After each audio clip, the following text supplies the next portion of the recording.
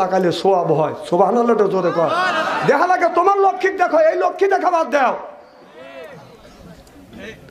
মানে কথা কি আমি অবাস্তব বলতেছি নাকি? সি সি সি, এটা হলো একটা ষড়যন্ত্র। মানুষকে জাহান্নামে নেওয়ার জন্য একটা মোবাইল ফোনই যথেষ্ট। মোবাইল দিলে ভালো পথে কাটান, লোকটা ভালো দিকে যাবে। খারাপ পথে কাটালে খারাপ দিকে যাবে। আমার মনে হয় শতকরা ৭০% লোক খারাপ পথে। ঠিক, তাহলে বোঝা গেল তোমরা ধরা খাওয়া গেছ। এগুলো বাদ দাও। না মোবাইলের কথা বলি কি অসুবিধা আছে না? কারো কি অসুবিধা হচ্ছে নাকি? আমি তো আপনাদের বাঁচানোর জন্য বলতেছি। রসুল বলেছে ইয়ার ফলিন বিদ্যা উঠে যাবে, এক সুরুল জাহিল, জাহিলিতে বর্ষিত হবে। বিদ্যা উঠে গেছে, এক সুরুল জাহিল, জাহিলিতে বর্ষিত হয়ে গেছে। সেই মোবাইলের মধ্যে কি কাজ হচ্ছে না? জুয়া খেলা হচ্ছে।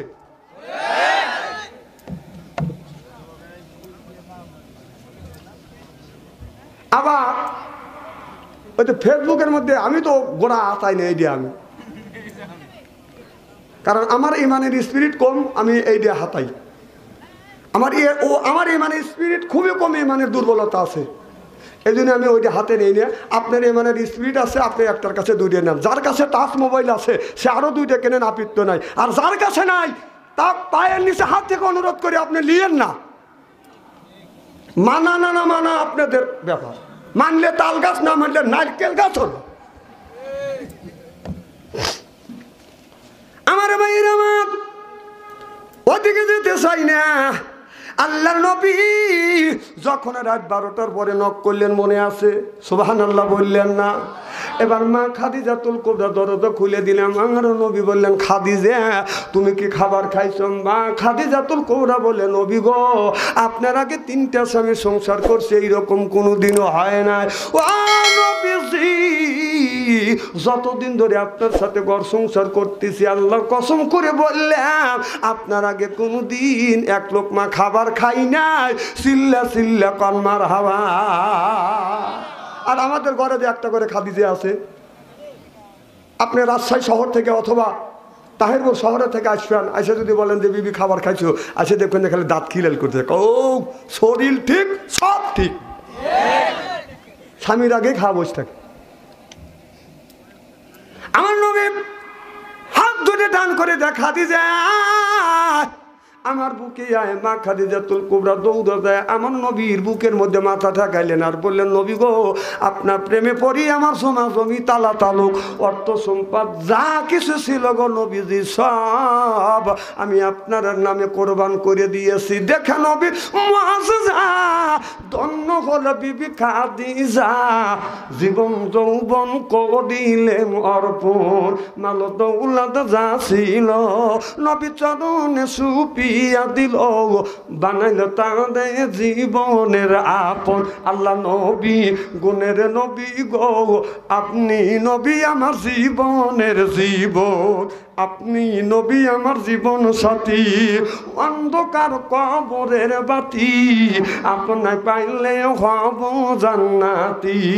আরে রাহমাতাল লিল আলামিন,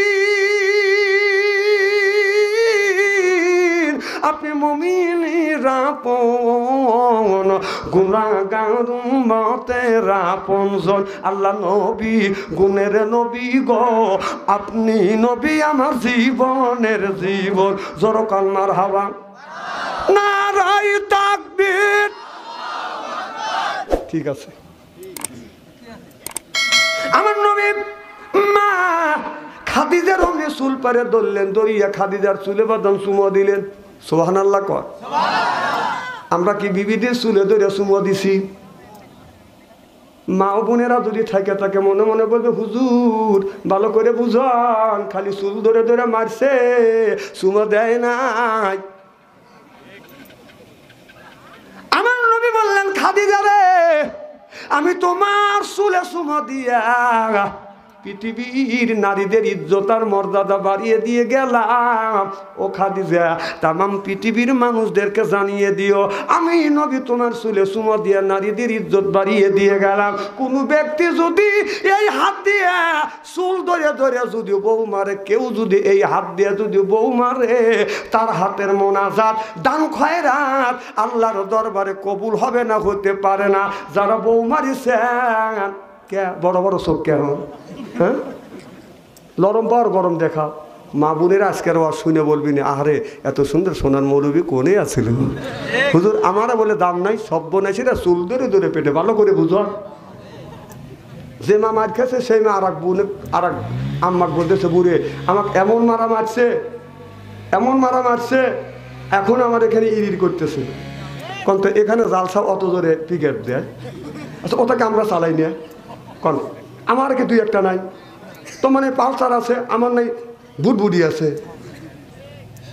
এনে দেখতেছে যে ওয়াজ শুনতেছে, অত জোরে পিক আপ দেওয়ার দরকারটা কি, আমরা চালাই না। খালি পিক আপ দিও না, আমারও দুই একটা আছে, আমরা পিক আপ দিবের বাড়ি।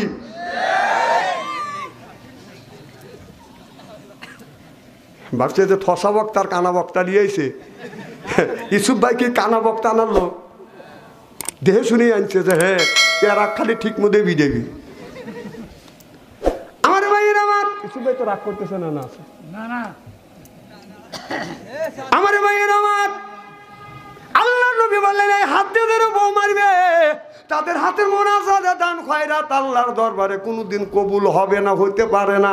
কথা বুঝতেছেন না? যারা মার খাচ্ছে তারা চিন্তা করতেছে আমাকে এমন মারা মারছে। অনেক মহিলাকে, অনেক স্বামী তার বিবিকে মারছে। মা বোনদের বলে, মা তোমার স্বামী যদি রাগের সময় তোমার গায়ে আঘাত করে থাকে রে মা, ওই জায়গাটা চিহ্ন করে রাখো, স্বামীর হাতের ছোঁয়া তোমার শরীরে যেই জায়গা লাগছে দোজখের আগুনে ওই জায়গা কোনোদিন পুড়বে না। এখন মা বোনেরা শুনে বলতেছে, না আমারে ভালোই করছে।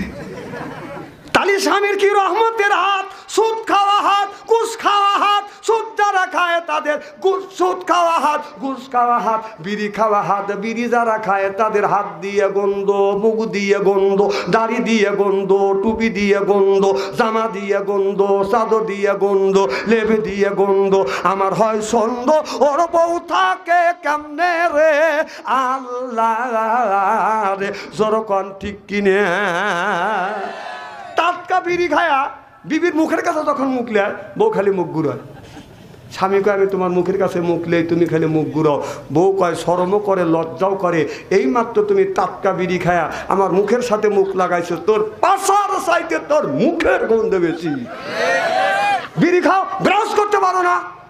যারা বিড়ি খায় তখন বলতেছে, বুঝছেন ভাই, তারা বলতেছে হুজুর মুখা বিড়ির না খাওয়ার পক্ষে ফতুয়া দিবে। না না, বিড়ি খাওয়া আমি না জায়েজও করতেছি না, ফতুয়া দিচ্ছি না। বিড়ি খাওয়া জায়েজ আছে, সেটা কোন জায়গা, টয়লেটে যা জায়েজ আছে। সি সি, মানুষ টয়লেটে যা বিড়ি খায়। না না, বিড়ি যদি তুমি হালাল, আই দাঁড়াও, বিড়ি যদি তুমি হালাল মনে করে খাও, সেই জিনিস তোমার টয়লেটে খাওয়া লাগবে কে? না না, টয়লেটে যা যদি বিড়ি খাও, খাও, আমার আপিত্ত নাই। তাহলে এক হাত দিয়ে বিড়ির টান দিবে আর এক হাত দিয়ে টয়লেটের মল তুলে এরকম করে খাবে। আমি গালি দিয়ে এরা হাসে, আমি বলছি না, আমি গালি দিয়ে এরা হাসে। আসলে এটা হাসির কথা না, এখন জম্মের গালি। আমি বললাম যে গার মধ্যে বিধবে, হাসি দিয়ে উড়ে দিবি, হুজুর কিছুই হচ্ছে না।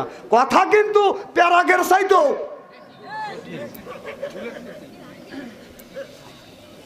মা বোনেরা করতেছে এইরকম হুজুরি দরকার।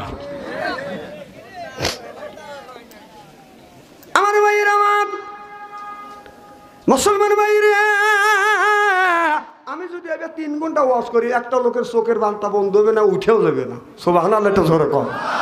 সারাক্ষণ এই ধরনের কোরআন হাদিস বর্তমান প্রেক্ষাপট মিলে কথা বললে মানুষ জানে যে হুজুর সঠিক কথাই বলতেছে। আমার ভাইয়ের, আমার মা বোনদের বলবো, মা স্বামীর সাথে সুন্দর ব্যবহার করবেন। আপনার স্বামী তাহেরপুর বাজারে গেছে বাজার করবার জন্য, আপনার মাথায় আপনার 20 কেজি চাউল আছে, এরপরে হাতে আছে তরি তরকারির ব্যাগ। আমের বা যখন বাড়ির মধ্যে ঢুকছে, আপনার রান্না বাড়া করতেছেন, আপনার স্বামী যখন বাড়িতে পাড়া দিচ্ছে, আপনার সব কাজ হারাম হয়ে গেছে, দৌড়ে আসছে স্বামীর মাথাটা নামাইয়া হাতের ব্যাগটা নিয়ে, আর আপনার ডান হাত দিয়ে স্বামীর বাম হাত ধরিয়া মুখের দিকে তাকাই আপনি মুচকি হাসি দেন। আপনার স্বামী বাজারের থেকে আসিয়া কষ্ট করে আসছে, আপনার মুখের দিকে তাকাইলে হাসি দেখলে স্বামীর দুঃখ সব দূর হয়ে যাবে। আচ্ছা দেখা যায় যে বাবা বিবিরই মন খারাপ, মানে ওনাকে বুঝে সোনা আমার লোককে আবার আত্মা করে আত্মা, সে বুঝ দেবে আমাদের আত্মাকে বুঝন লাগে। হাদিস শরীফের মধ্যে এসে বিবি দৌড়া যাইয়া স্বামীর পাশে যাইয়া সালাম দিল, ডান হাত দিয়ে স্বামীর হাত ধরিয়া মুখের দিকে তাকাইয়া যদি মুচকি হাসি দেয়, তাহলে আপনার ওই স্বামী যদি বিবির 2টা দাঁত দেখে, 2টা নফল হজের সওয়াব আল্লাহ আমলনামায় লিখে দিবে। যদি 4টে দাঁত বিবি হাসি দিছে, স্বামী বিবির 4টে দাঁত দেখছে, 4টে নফল হজের সওয়াব আল্লাহ তার আমলনামায় লিখে দিবে। হাদিস শরীফের মধ্যে আছে, স্বামী যদি 6টা দাঁত দেখে, 6টা নফল হজের সওয়াব আল্লাহ আমলনামায় লিখে দিবে। এক বুড়া এই ওয়াজ শুনে আমাকে, হুজুর আমার বুড়ির তো দাঁত নাই। কে তোমার বুড়ির দাঁত নেই, আমি এখন কি করবো? কয় আমি হাসি দিলে তো বুড়ি খালি মুসলা ভাই। এত বছরের উত্তর দেওয়া যায়। তাই বললাম, দাদা যখন বুড়ির দাঁত ছিল তখন তো দেখছো? কাহে দেখছি, কম সোয়াব তো আল্লাহ দিছেই, সুবহানাল্লাহ কর।